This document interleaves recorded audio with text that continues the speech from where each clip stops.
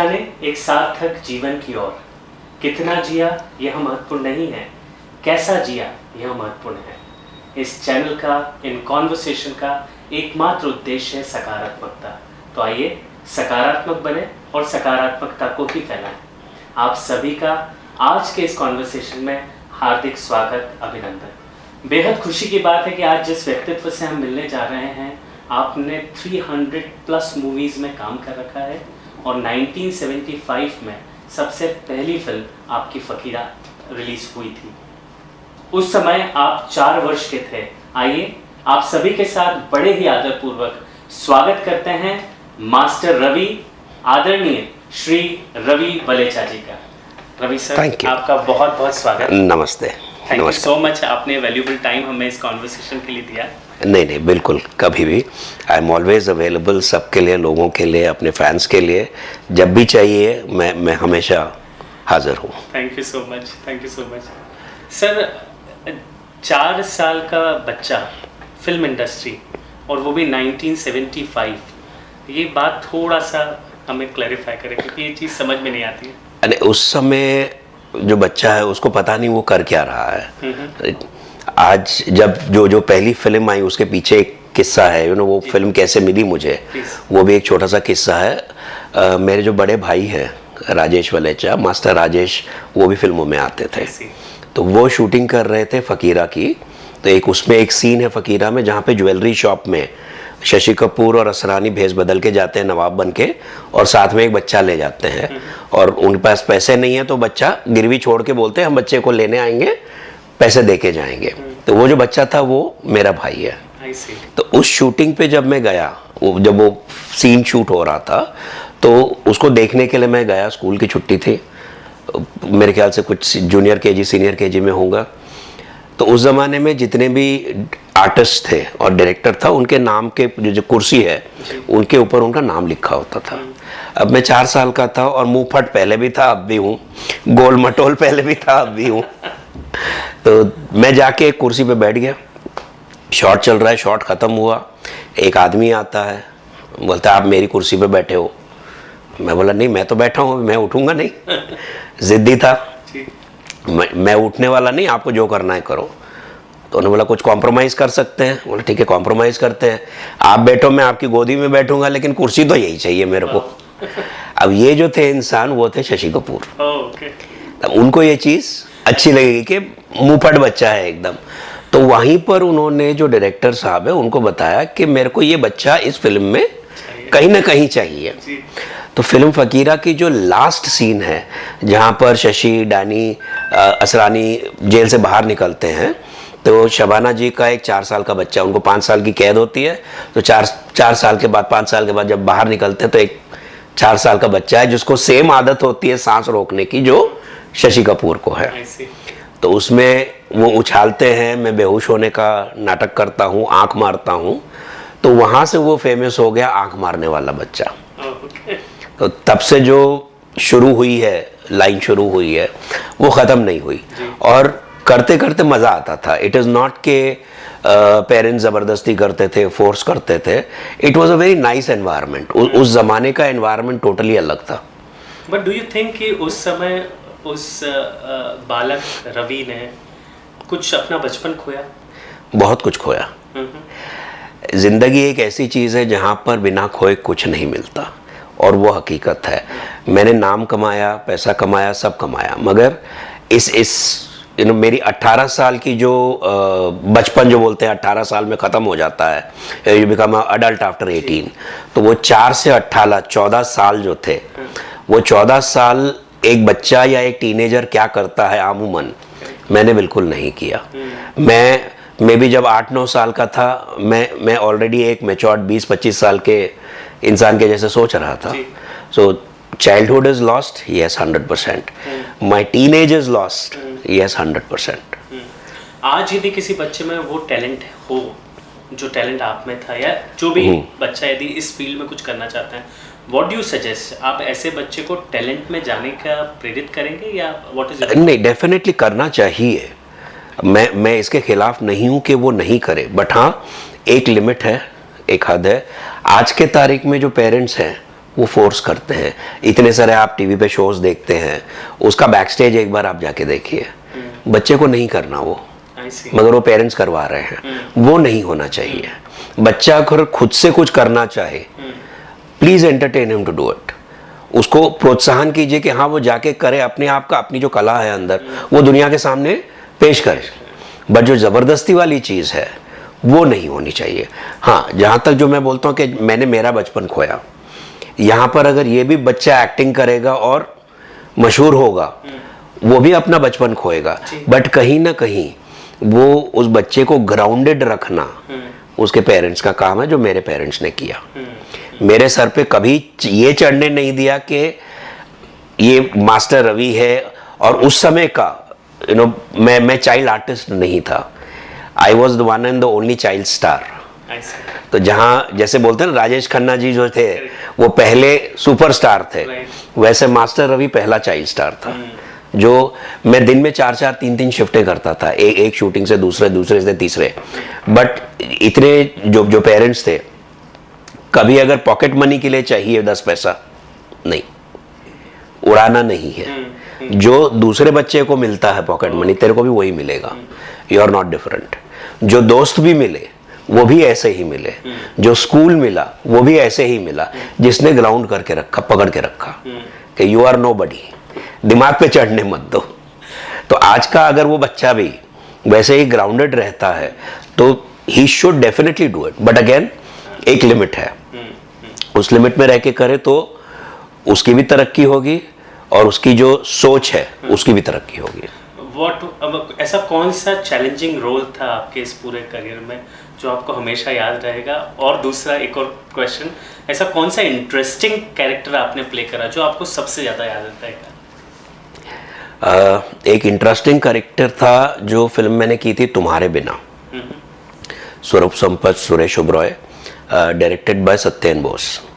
वो एक कैरेक्टर था जो एक बहुत ही चुलबुला सा बच्चा था। वो एक जगह पे बैठ नहीं सकता था, और बाय नेचर मैं बहुत चुलबुला नहीं हूँ। ओके। तो उसमें उस कैरेक्टर के अंदर जो ढलना था, लोग बाग ये बोलते हैं हाँ ठीक है बच्चा है, यहाँ से उछलता है वहाँ है, वहाँ से उछलता है वहाँ है। बट जैसे मैंने आपको बताया, मेरे में एक वो जो मेच्योरिटी है वो 7-8 साल के अंदर ही आ गई थी। तो मस्ती कैसे करनी है, यहाँ से वहाँ नाचना कैसे है, वो मुझे आता ही नहीं था। तो वो इनफैक्ट अगर कोई आम बच्चा करे उसके लिए बहुत आसान है, लेकिन मेरे लिए that became a challenging role. How do I show myself as a चुलबुला बच्चा, जहाँ के मेरा दिमाग ऑलरेडी मेच्योर्ड है। सो एक वो काफ़ी चैलेंजिंग रोल था मेरे लिए। और सुना ये भी था मैंने कि उस रोल के लिए मुझे नॉमिनेट भी किया गया नेशनल अवार्ड के लिए। बट अनफॉर्चुनेटली आई थिंक कुछ रशेस जो रील वगैरह है वो पहुँचे नहीं, तो नेशनल अवार्ड मिल नहीं सका। दूसरी एक फिल्म थी समय की धारा, शिशिर मिश्रा जी डायरेक्टर थे, शबाना आजमी, विनोद, शत्रुघ्न सिन्हा, विनोद मेहरा। वो जो लड़का था उसमें एक मैच्योरिटी थी, लेकिन एट द सेम टाइम वो जो मैच्योरिटी थी, फिल्म सिंपल फिल्म है, हस्बैंड वाइफ है, सेपरेट हो जाते हैं, वाइफ जो है वो अलग शादी कर लेती है, हस्बैंड जो है वो अलग शादी कर लेता है। तो उसमें ये जो बीच में बच्चा है वो दोनों की तरफ कैसे खींच रहा है, that was again a very very nice role जो मुझे मिला, एंड आई एम हैप्पी कि मुझे वो रोल मिला। एंड उसमें जो परफॉर्मेंस मुझे करनी थी, that obviously even I am proud of it. उससे पहले एक फिल्म आई थी शक्ति, जिसमें बहुत बड़ा रोल नहीं था, छोटा ही था, अमित जी का बचपन का था। उसमें जब ही रमेश जी के साथ जो काम करने का मौका मिला, उसमें जो 1-2 सीन थे सिर्फ, विच वर सीन काफ़ी सारे काट भी दिए गए बाद में, मगर जो आप आज के तारीख में पर्दे पर देखते हैं, जब वो कैमरा आता है और बैकग्राउंड में दिलीप जी का आवाज़ आता है, बच्चा वो क्रैक से देखता है और खाली आंखें हैं। So that was again very very क्या बोलते हैं, मैं जो डायरेक्टर हैं मैं उनकी तारीफ करूँगा। उनका जो पोर्ट्रेयल था उस कैरेक्टर का, उस बच्चे का, दैट वाज एब्सोल्युटली फैंटास्टिक। आपने सर 300+ मूवीज में पार्टिसिपेट करा है एज एन एक्टर। जब आपने परफॉर्मेंस दिया, बहुत सारे एक्टर्स के साथ आपने काम करा है। सबसे अच्छा और कंफर्ट आपको किस एक्टर के साथ फील होता था काम करने का, और क्यों? मेरा पर्सनल फेवरेट दो हैं। एक तो शशि कपूर जी है, ठीक है, उन्होंने मुझे इंट्रोड्यूस किया था, प्लस वो मुझे रेकमेंड भी करते थे दूसरी फिल्मों के लिए, सिखाते थे ना। अगर कोई सीन करना, एक फिल्म दूसरी हमने की बंधन कच्चे धागों का, उसमें एक सीन था जहाँ पर जीनत अमान जो मेरी मदर हैं, उनको कैंसर होता है और ऑपरेशन सक्सेसफुल हो जाता है, एंड देन एक जो रिएक्शन देना है, क्योंकि ठीक है माँ मरने वाली थी अब नहीं मर रही है, तो वो जो रिएक्शन देना था, एंड वो उनकी मैं उनकी नाजायज औलाद था। तब मेरा शॉट हुआ तो ही सेड नहीं रवि, अब मेरा शॉट हो रहा है, तू मेरे को देख और जैसा मैं कर रहा हूँ वैसे कर। और ये नहीं कि पब्लिक के सामने आके बोलना, चुपचाप से डायरेक्टर के पास गए, अनिल शर्मा जी के पास, के मेरा पहले शॉट ले लो, उसके बाद बच्चे का लेना। सो ये जो उनके अंदर था कि बहुत ही कम लोग होते हैं, अब Shashi Kapoor was again a superstar, उनको कोई जरूरत नहीं थी ये बोलने की, बट एक सामने के जो कैरेक्टर की इंपॉर्टेंस है वो उनको पता थी। राखी जी है, she used to support a lot, she used to teach a lot. तो ये अमुक दो तीन, दिलीप साहब हैं, दिलीप साहब तो मेरे को गोद में लेके घुमाते थे शक्ति की शूटिंग में, पाली हिल पे बंगलो था, वहाँ पर शूटिंग करते थे। तो अगेन ये जितने भी जो यस्टरयर्स के स्टार्स हैं, ठीक है, सारे ग्राउंड पे हैं, सारे ग्राउंडेड हैं, क्योंकि वो स्ट्रगल करके ऊपर आए, उनको पता है कि ये acting is not very easy, ठीक है, वो आपको अपने इमोशंस, जो एक्चुअल इमोशंस है, उसको दबा के एक्टिंग करनी है। तो ये सारे जो लोग हैं ये इतना अच्छा सपोर्ट करते थे उस जमाने में, that was really brilliant of that। मेरे ख्याल से दो बातें जो आपने कही, जो मेरे ख्याल से हम सब व्यूअर्स को भी ध्यान में देना चाहिए। एक तो ग्राउंडेड, जो आपने पहले के क्वेश्चन में भी आंसर दिया था, और जो दूसरी आपने बोली कि यदि मेरे पास कुछ टैलेंट है और मैं एक्सपर्ट हूँ उस चीज़ का, तो यदि मैं ऑर्गेनाइजेशन पर्सपेक्टिव से यदि इसकी बात करूँ, कॉर्पोरेट वर्ल्ड की यदि मैं बात करूँ, तो मुझे ऐसा लगता है कहीं ना कहीं जो एक्सपर्ट हैं फील्ड के, वो कहीं ना कहीं अपने सबऑर्डिनेट को वो सपोर्ट यदि दे दे जो आपको मिला, शायद से कॉर्पोरेट पूरा वर्ल्ड चेंज हो जाएगा, पूरा खिल जाएगा। हाँ। और इनफैक्ट एक चीज़ मैं और बोलना चाहूँगा कि जो भी अब नए बच्चे हैं या कलाकार हैं या जो भी आर्टिस्ट आ रहे हैं, आज आप देखते हैं कि भर के आर्टिस्ट आ रहे हैं, वो सीरियल्स भी हैं, OTT प्लेटफॉर्म्स भी हैं, मूवीज़ भी बन रही हैं। तो हमारे ज़माने में अगर हाइपोथेटिकली 100 एक्टर्स थे, तो आज के तारीख में 10,000 है, तो क्वांटिटी बढ़ गई है। बट वो क्यों आ रहे हैं इस इंडस्ट्री में? एक बहुत ही सिंपल क्वेश्चन है। आज जो इस इंडस्ट्री में आ रहा है वो पैसा कमाने आ रहा है, तो अगर आप पैसा कमाने आ रहे हो तो आप सक्सेसफुल नहीं बनोगे। What should you do? मैं कई बार किसी कॉलेजेस वगैरह में थोड़ा सा मोटिवेशनल लेक्चर देने भी जाता हूँ, तो एक जगह मैंने किसी को ये भी पूछा कि आप इस कॉलेज में क्यों आए हो? It was a engineering college. Same answer और same question goes to today's artist also. आप एक्टर क्यों बनने आ रहे हो? पैसे कमाने के लिए? नहीं कमाओगे, वापस जाओ। But what you should do in your life, करना क्या है आपको, करना क्या चाहते हो, सक्सेसफुल कैसे बनोगे? आप सक्सेसफुल सिर्फ तब बनोगे जब आप अपने पैशन को अपना करियर बनाओगे। अगर आप अपने पैशन को अपना करियर नहीं बनाते तो you will never be successful. Either you will be disturb mentally और you will be disturb physically, but आप 100% आपका नहीं दे पाओगे। इसमें एक क्वेश्चन आता है कि व्हाट इज माई पैशन। आप अपने पैशन को आइडेंटिफाई कैसे करते हो?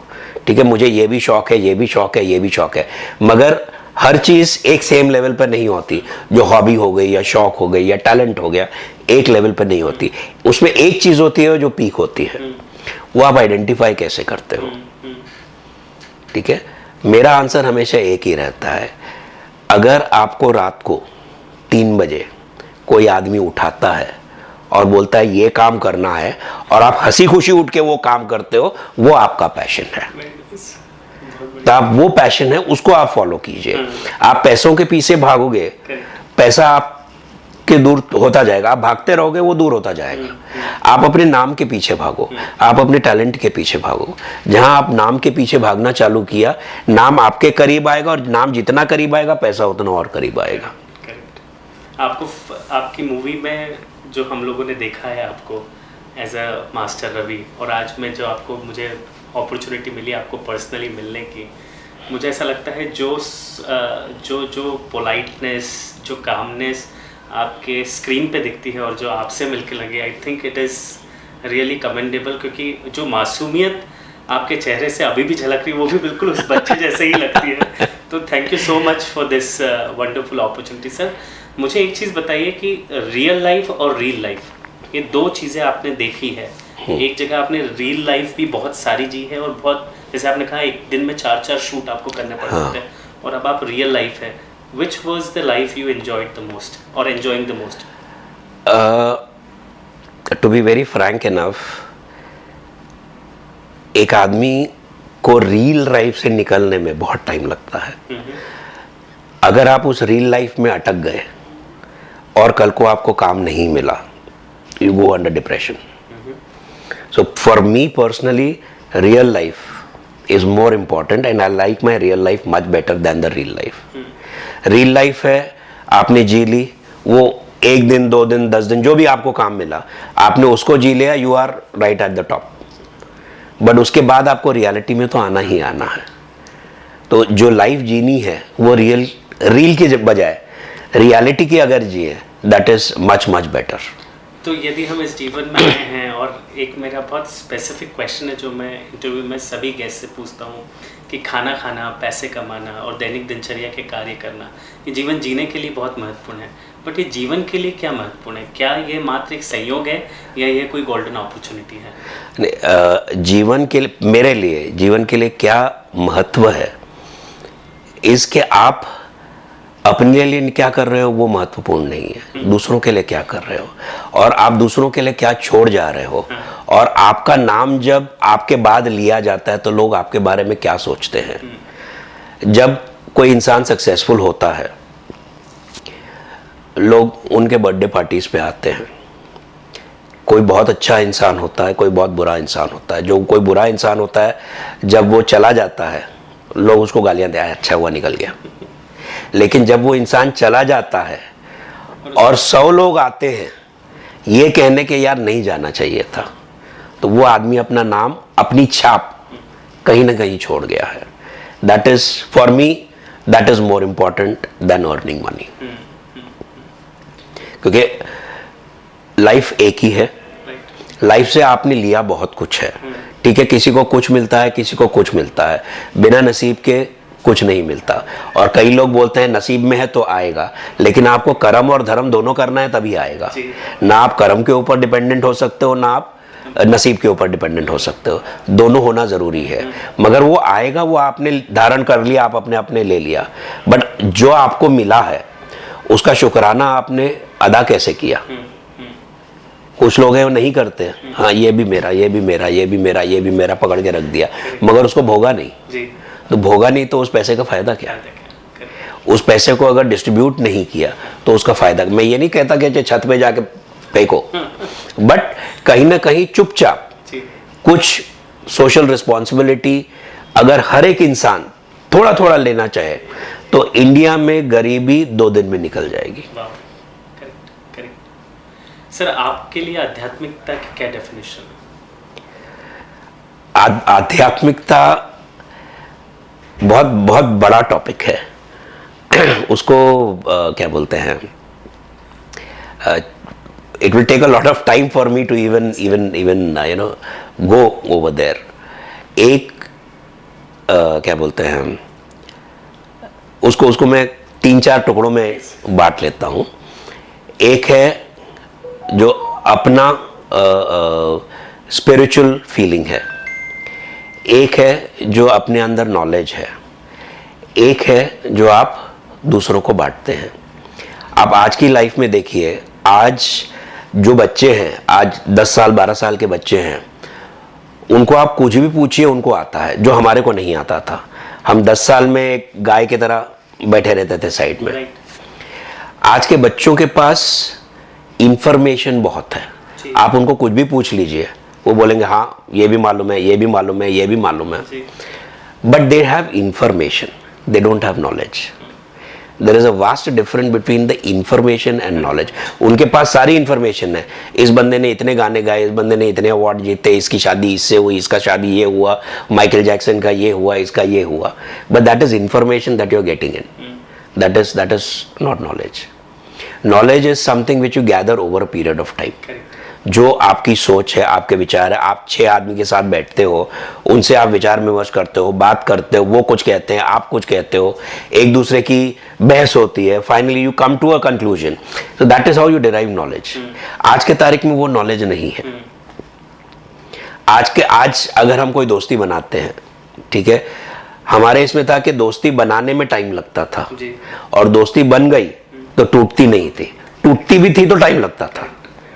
आज उल्टा है, वो एक बटन दबा दिया, फ्रेंड, मेरे 150 फॉलोअर है, मेरे 150 फ्रेंड है, मेरे 1500 फ्रेंड है, और उसको नहीं चाहिए, बात नहीं करनी है, टक अनफॉलो हो गया भाई, दोस्ती टूट गई। तो ये सारी जो रीजनिंग है जो हमारे जमाने में थी, वो आज जो नहीं है, ये इस बीच इन दोनों की जो दूरी है, वो दूरी को खत्म करना मेरे लिए इज अ काइंड ऑफ क्या बोलते हैं, स्पिरिचुअल प्रोसेस। आज मैं कहीं भी जाता हूँ, बच्चों से बात भी करता हूँ, नॉट ओनली माई किड्स, कहीं कोई स्कूल में गया, कोई कॉलेज में गया, तो ये जो छोटी चीज़ें हैं उनको समझाने में, उनको बताने में, उनको रियलाइज कराने में, वो हमारा काम है। नहीं तो इनका पूरी जो जिंदगी है वो इंटरनेट पे ही रह जाएगी, मोबाइल के अंदर चालू होएगी, मोबाइल के अंदर ख़त्म हो जाएगी। आपको गुस्सा आता है कभी? हाँ, मैं जिंदगी में सिर्फ एक ही चीज़ है, पूरी लाइफ में सिर्फ एक चीज़ से डरता हूँ, वो है मेरा गुस्सा। और किसी से नहीं डरता। तो फिर उसको कंट्रोल कैसे करते हो? पहले बिल्कुल नहीं कर सकता था, बट अभी बहुत शांत हूँ। और ऐसा क्या करा जिससे आपने उसको शांत करा? क्योंकि डेफिनेटली इस तरह की अप्रोचेस हम लोग भी फॉलो कर सकते हैं, क्योंकि इट्स अ बेसिक इमोशन। नहीं, जब भी गुस्सा आता है, मुझे गुस्सा बहुत ज़्यादा आता है, ऐसा नहीं आता, बहुत ज़्यादा आता है, बट देखकर ऐसा नहीं लगता क्या? एक बंधन कच्चे दागों फिल्म का एक डायलॉग है, वो डायलॉग मैं बोलूँगा यहाँ पर, जो मुझे सूट बहुत करता है और मुझे अच्छा भी लगता है। वो ये है कि समंदर तब तक समंदर है तब जब तक वो खामोश रहता है, जब उसकी खामोशी टूटती है तो वो तूफान कहलाता है। मेरा नेचर वैसा ही है, बट बाय गॉड्स ग्रेस वो तूफान को समहाउ, वो जो कंट्रोल करने का, जैसे आपने बोला एक बेसिक इमोशन है, गुस्सा जल्दी आ जाता है, लेकिन उसको कंट्रोल करना बहुत मुश्किल होता है। उसको कहीं ना कहीं एक मैं स्पिरिचुअल तो नहीं कहूँगा, रिलीजियस भी नहीं कहूँगा, बट मैं काफ़ी सारे लोगों को सुनता हूँ, ठीक है, मैं फॉलो नहीं करता, मैं सुनता सबकी हूँ, ठीक है। वो ये बाबा जी ने कुछ कहा वो भी सुन लिया, उन्होंने कुछ कहा वो भी सुन लिया, एक गुरु हैं उन्होंने कुछ कहा वो भी सुन लिया, तो I try to gather the positive thoughts from them और वो अपने पास रखता हूँ। तो ज़रूरी नहीं कि इन्होंने जो 500 लेक्चर दिए हैं तो मैं वही 500 के 500 अपने अंदर ले लूँ। उसमें जो छांट के मेरे को सूट किया मैंने रखा, उसको अंदर अब्जॉर्ब किया, and that what gives me the power to control myself। और जहां अगर गुस्सा आया, सिर्फ एक ही चीज करनी है, अगले 5 सेकंड आपको कंट्रोल करना है, सिर्फ 5 सेकंड्स। 6ठे सेकंड में आपका गुस्सा नहीं रहेगा। अगर वो 5 सेकंड आपने कंट्रोल कर लिए तो आपसे जैसा धनवान और कोई नहीं। आपके इस इंडस्ट्री एक्सपीरियंस को, यदि मैं फिल्म इंडस्ट्री एक्सपीरियंस को यदि एक शब्द में हम परिभाषित करना चाहें तो वो शब्द क्या होगा, और उसको थोड़ा सा आप डिफाइन करें। एक शब्द तो नहीं, थोड़ा सा मैं लेवरेज लूँगा यहाँ पर। ये जो फिल्म की दुनिया है, ये एक अजीब दुनिया है। इसमें आप ना आकाश में हो ना पाताल में हो। अगर आप सक्सेसफुल हो गए तो आप आकाश चले गए, अगर आप सक्सेसफुल नहीं गए तो आप पाताल में चले गए। तो जो भी बंदा इस इंडस्ट्री में एंटर करता है, मेरे हिसाब से ये है कि उसको बैकअप रखना ज़रूरी है। ये जो ग्लैमर है इस इंडस्ट्री का, ये ग्लैमर जो है वो एक आर्टिफिशियल ग्लैमर है, ठीक है। आज कोई बड़े से बड़ा कलाकार ले लीजिए, आज जो फेल हो चुका है, वो कर्जा लेता है अपना स्टेटस बनाने के लिए, वो कर्जा लेता है 4 नौकर रखने के लिए, वो कर्जा लेता है अपनी मर्सिडीज में पेट्रोल भरवाने के लिए। Is that reality? ये रियलिटी को लोग देखते नहीं। लोग ये देखते हैं कि ये बंदा तो 2 करोड़ लेता है एक फिल्म का, ये बंदा ये हीरो बन गया 10 करोड़ लेता है, ये 25 करोड़ लेता है। मगर वो आज 10, 15, 25 करोड़ तक पहुंचने के लिए भी उसने क्या सैक्रिफाइस की है वो कोई नहीं देखता, देखना भी नहीं चाहता। It's an iceberg. Nobody wants to see what is below. सबने ऊपर देख लिया, हाँ मैं भी ऊपर पहुंचूंगा। कई सही रास्ते से पहुंचते हैं या पहुंचे हैं, कई गलत रास्ते से पहुंचे हैं, बट जो गलत रास्ते से पहुंचे हैं वो आज कहां हैं? They are nowhere. सो अगर आपको कुछ, इट इज वर्क कि आप फिल्म इंडस्ट्री को देखिए। आज आप कॉर्पोरेट में जॉब करते हैं, किसी दुकान पे जॉब करते हैं, इट्स अ जॉब। आप जाइए इस इंडस्ट्री में, थिंक दैट यस मेरा जॉब है, मैं जॉब करूंगा, वापस आ जाऊंगा। जॉब में मेरे को कुछ फैसिलिटीज मिलती हैं, वो फैसिलिटीज का मैं फायदा उठाऊंगा और वापस आ जाऊंगा। मगर आप अपने आप को अगर उस इंडस्ट्री के अंदर गाड़ देते हैं, ठीक है, that is your first step to destruction. Because कहीं ना कहीं, कभी ना कभी आप वो आकाश से उतल के पाताल में जरूर आओगे, बट उस समय आप ढूंढोगे कि बीच की जमीन कहाँ है, मगर आपके पैरों तले जमीन होगी नहीं, आप जबरदस्ती पाताल में ही घुसोगे।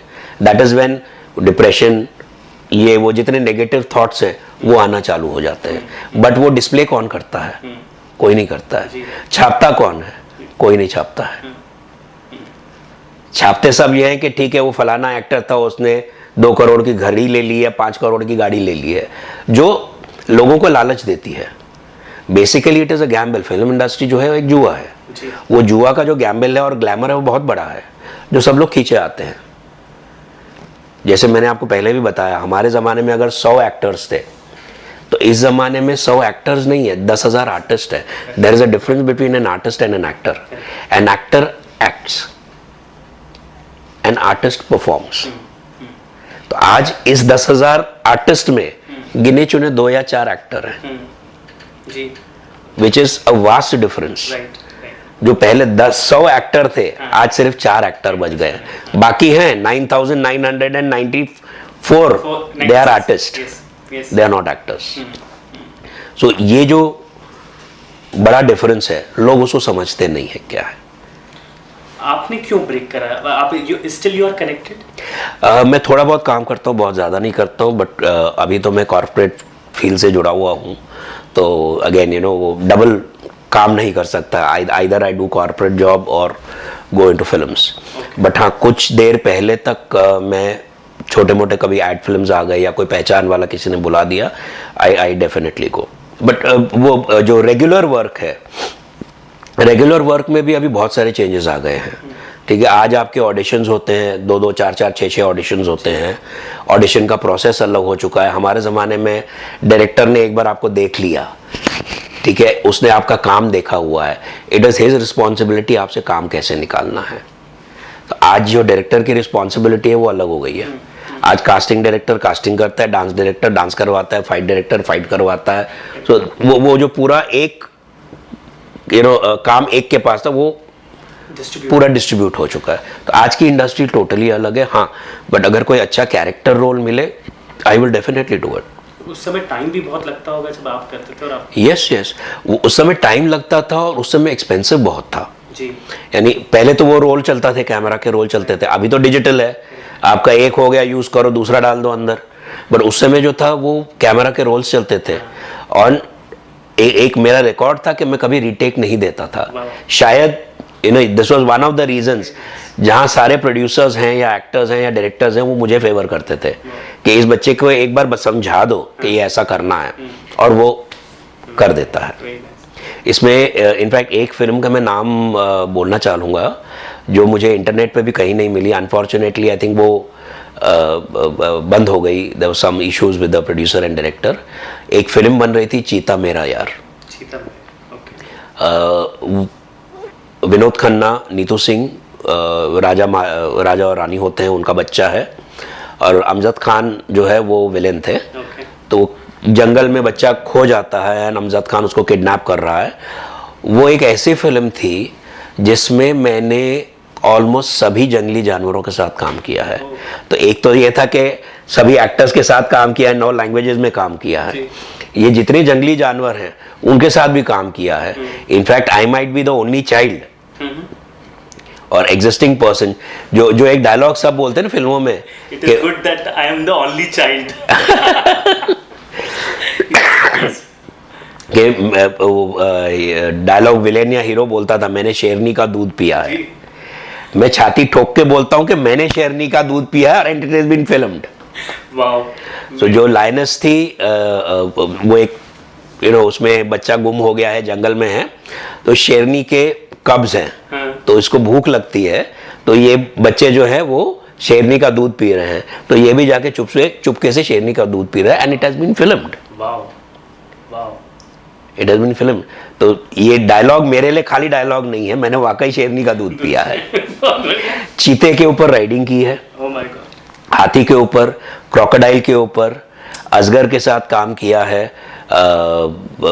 डियर्स वगैरह तो लंगूर वगैरह थे ही थे, सांप थे। तो ये सारे जो वाइल्ड एनिमल्स हैं उनके साथ काम किया। कहीं अगर मुझे वो फिल्म मिल जाती है तो वो डेफिनेटली आई वुड। क्या एज थी उस समय आपकी? चीता मेरा यार मेरे ख्याल से मैं वो 6-7 साल का रहा हूँ। इतना करेज आना उस समय, very nice. One of my last question sir, यदि लाइफ में कुछ रीडू करने को कहा जाए आपको, क्या करेंगे आप? I will go back to acting. I am missing. एक फिल्म इंडस्ट्री का एक कीड़ा होता है, वो कीड़ा आपके अंदर से कभी जाता नहीं है। तो आज नहीं तो कल definitely, if not an artist, as a director, but as a character, but जाऊंगा जरूर। Thank you so much for your valuable time. बहुत मज़ा आया आपसे बात करके, and it's been an honour to have this conversation with you. Thank you. It's a pleasure being here, a pleasure talking with you, and thank you so much. Thank you. नमस्ते। आज के इस कॉन्वर्सेशन से मुझे एक बात लगी कि हम सभी के जीवन में उद्देश्य होते हैं, और जब हम उस उद्देश्य के पीछे जाते हैं तो हमारे पास बहुत सारे प्रलोभन भी आते हैं। इम्पॉर्टेंट ये है कि हम समय और परिस्थिति के अनुसार उन उद्देश्य को मॉडिफाई करके आगे बढ़ते रहें, और वो प्रलोभन की तरफ ना जाएं, उनसे नियंत्रित ना हो। तो क्वेश्चन ये है कि क्या हम उद्देश्य से नियंत्रित कर रहे हैं अपने आप को, या वो प्रलोभन हमें नियंत्रित कर रहे हैं। इंपॉर्टेंट ये है कैसा जिया, कितना जिया, ये इंपॉर्टेंट नहीं है। स्वयं को जाने, एक सार्थक जीवन की ओर। इस टॉपिक के बारे में आप क्या सोचते हैं, इस कॉन्वर्सेशन के बारे में आप क्या सोचते हैं, हमसे जरूर शेयर करें, और हम जल्दी मिलते हैं एक अगली पर्सनालिटी से। तब तक हम सभी अपना ख्याल रखें।